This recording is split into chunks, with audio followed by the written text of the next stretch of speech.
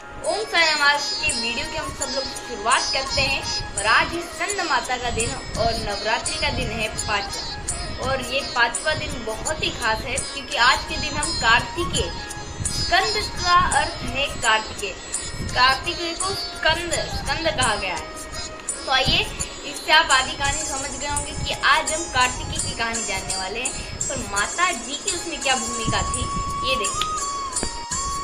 तो बात कुछ इस तरह से हमने देखा कि माता पार्वती को एक बालक चाहिए। अब आप ये मत समझिएगा कि मैं गणेश जी की कहानी लूंगा कि गणेश जी को बनाया, यहाँ स्कंद कुमार की होगी, मतलब कार्तिकेय। तो पार्वती जी ने शिव जी से कहा, तो शिव जी और पार्वती जी का एक रास्ता है। तो शिव जी ने पार्वती जी से कहा एक रास्ता है कि हमें तप के माध्यम से पुत्र को अर्जित करना। ये कहकर शिव जी ने कहा चलिए चलते हैं, और गुफा में गए, कैलाश की गुफाओं में वो गए और वहां जाके उन्होंने साधना आरंभ। तो उसी साधना से एक ऊर्जा निकली। अब यहाँ ये हुआ कि तारकासुर को पता चल गया शिव जी और पार्वती जी यहाँ पे मतलब उनका बच्चा आने वाला है। ये सोचकर तारकासुर एकदम कैलाश की तरफ रवाना हुआ, कैलाश की ओर आने को। देवता सब लोग उस गुफा के बाहर खड़े थे और सबने सोचा अगर तारकासुर आ गया तो हमारी उम्मीद की किरण डूब जाए।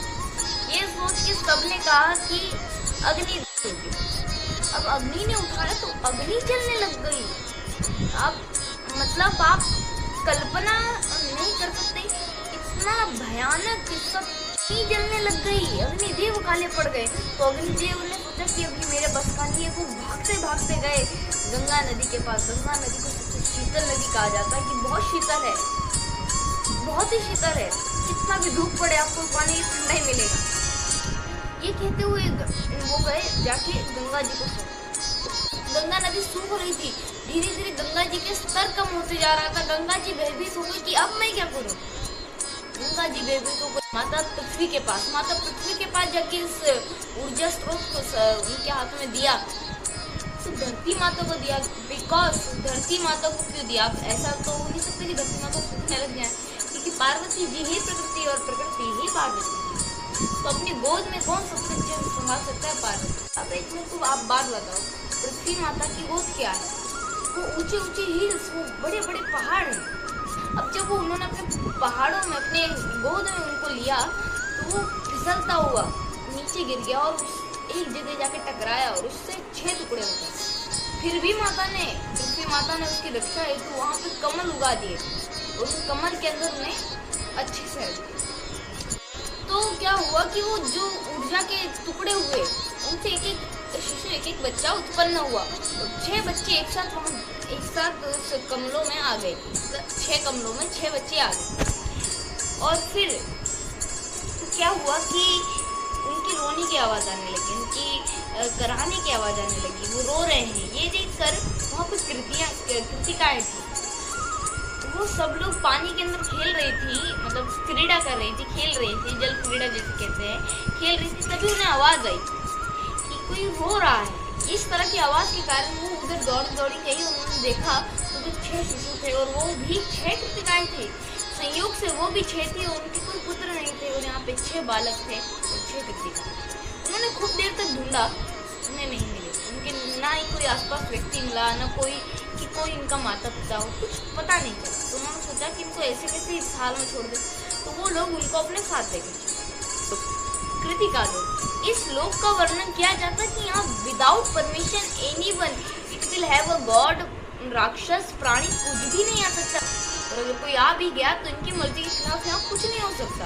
ऐसा वरदान था कृतिकाओं। तो अब क्या होता है, कृतिका लोक में उन्हें लेकर चले जाते। तो देवता एक तरह से संतुष्ट हो जाते। अब चिंता नहीं है कि शिव पुत्र को कुछ हो सकता है। माता पार्वती और शंकर जी अभी भी ध्यान में मग्न थे। उन्हें कुछ नहीं पता कि इतना सब कुछ हो गया है, उनको कुछ नहीं पता। वो आराम से ध्यान में कृतिका लोक में वो रहे, बड़े होते। अब पार्वती जी और शंकर जी की तपस्या पूर्ण उठे। जब इतना सब कुछ पता चला, अग्निदेव बोले गंगा जी को दिया, गंगा जी को पृथ्वी जी को दिया, पृथ्वी जी को कृतिकाएं लेकर चली गई। तो माता जी और शंकर जी पहुंचते कृतिका लोक। फिर शिवजी पार्वती जी गए। उन्होंने कहा कि उनको जब सारी बात बताई कि हमारा बेटा है, ये इस तरह से हुआ है, कृतिकाएं मान नहीं रही।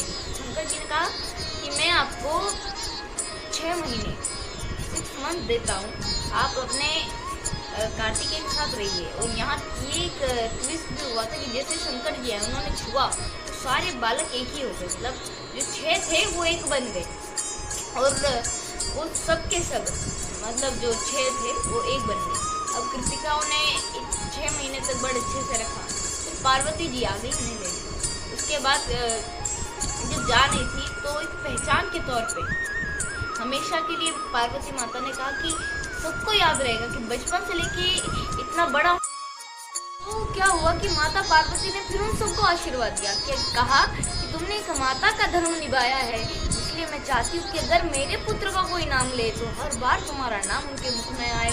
जब भी कोई मेरे पुत्र का नाम ले हर बार तुम्हारी याद आए, हर बार तुम्हारी पहचान आए। इसलिए उस दिन से जब पार्वती माता को लेकर जा रही थी वो कार्तिकेय को, तो उनका नाम रखा गया कार्तिकेय। और उस दिन से हम सब स्कंद माता के नाम से माता जी को पुकारते हैं और उनकी प्रेरणा आप सभी को भी मैं बताता हूँ। आज की सीख जानने से पहले आपको एक बात बता दूं कि ताड़कासुर ये राक्षस को मारने के लिए कार्तिकेय ही अकेले काफी थे, इसलिए कार्तिकेय सभी देवताओं के सेनापति बने और जाके ताड़कासुर का अंत किया, क्योंकि शंकर जी ने आशीर्वाद दिया। अब इसके बाद आज की सीख जानते हैं। और आज की सीख ये है कि हम जानेंगे माँ की ममता। इस वीडियो में आप सभी ने देखा कि माता पार्वती, माँ ने जन्म दिया, कितने टाइम तक बच्चों से दूर रहा, पर माँ की ममता वही रहती है। माँ का वात्सल्य, माँ का प्रेम, माँ का सब कुछ उस बच्चे के साथ हमेशा रहता है, भले वो कितने भी दूर क्यों ना हो। वो माता का प्रेम किसी न किसी के द्वारा मिल ही जाता है। जिस प्रकार पार्वती माता का प्रेम जो कार्तिकेय को मिलना चाहिए था वो कृतिकाओं के रूप में मिल गया। इसलिए कहा जाता है कि अगर आपके जीवन में माता नहीं है तो आपका जीवन व्यर्थ है, क्योंकि माता आपको सही राह दिखाती है, सही जगह दिखाती है, हर पथ का रास्ता दिखाती है। तो ऐसी माता को हम शत शत नमन करते हैं। और ये नवरात्रि के पावन दिनों में हम माता का नाम सुमिरन करते हैं। इतनी माता की कृपा है हम सब पे, और यही चाहता हूँ कि आप सभी इस सुमिरन को कर पाएँ। इसलिए इस वीडियो को ज़्यादा से ज़्यादा शेयर कीजिए, लाइक कीजिए, सब्सक्राइब कीजिए और भी वीडियोस के लिए। और माता जी के भजनों का और उनके मनन, उनका ध्यान कीजिए, जिस कारण आपको हर प्रकार के माता के सुख, उनकी आशीर्वाद, उनका वात्सल्य, उनका प्रेम आप सभी को मिल पाए। और अब आप सभी से मिलेंगे अगले वीडियो में। तब तक के लिए ओम साई राम, जय साई राम, जय माता दी।